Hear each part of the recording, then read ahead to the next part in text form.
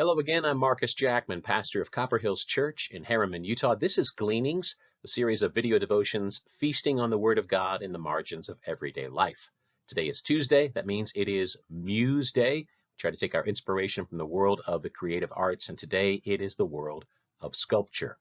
I'm thinking a lot about stoneworking and the effort and the pain and the work that it takes, because as I drive around in our neighborhood and the immediate environs, there's still a lot of construction going on, and that begins with working the ground and working the large stones and having poured concrete, tearing it up and ripping it up, and I see all the debris and the excess cement being poured out other places.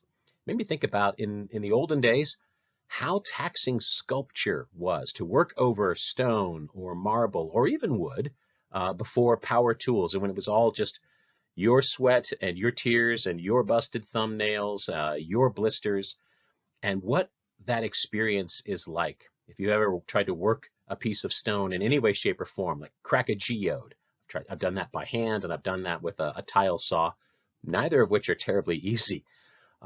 You know what it's like, and there's a lot of pain involved, and I imagine for the substance, there's a lot of working over of the stone or the marble or the wood or the geode or anything. There's a lot of force being inflicted on these stones.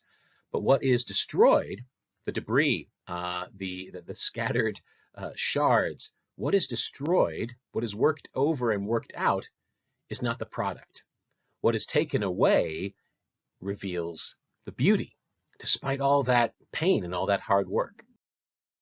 And that made me think of this quote. It's one of a number of quotes that are attributed to Michelangelo, where he says, "I saw the angel in the marble and carved until I set him free." Now that sounds simple, and a number of people have said that. That sounds really easy, take away everything that isn't the angel, take away everything that isn't the butterfly or the elephant or whatever it is you're carving. And I remember some cartoon somewhere, somebody had worked a block of stone down to just a pile of dust and said, apparently this one didn't have an elephant in it. It sounds very simple to do this. Through this hard work, all you're doing is removing everything that was holding, in Michelangelo's sculpture, holding the angel captive, right? But first, what has to happen first is that the master sculptor has to see that end product, has to have that plan in mind and that destination in mind. Then working the stone over, working the marble over, then it is not destruction, it is shaping. Then it is not just pain, it is beauty. Working over and being worked over is now transformation. And then that made me think of 2 Corinthians 3. Paul writes to the Corinthians, "And we all, with unveiled face, beholding the glory of the Lord, are being transformed into the same image from one degree of glory to another. For this comes from the Lord, who is the Spirit." The encounter with the glory of the Lord, to behold that glory with unveiled face because of the safety we have in Jesus, in his gospel, it then works us over. And we are being transformed. I do not enjoy the process of transformation. Sometimes it just feels like I'm being wasted away, I'm being chipped down to nothing.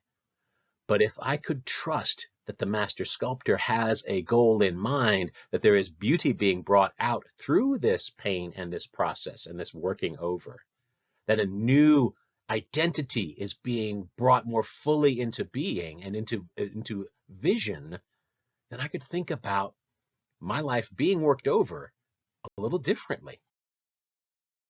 So where is the master working you over right now? What area of your life or area of your heart? Where does being transformed into Jesus's image hurt right now? If it's in the area of money, or if it's in the area of relationships, or if it's in the area of pride and humility, and you feel that pain, and you think, I can't survive this.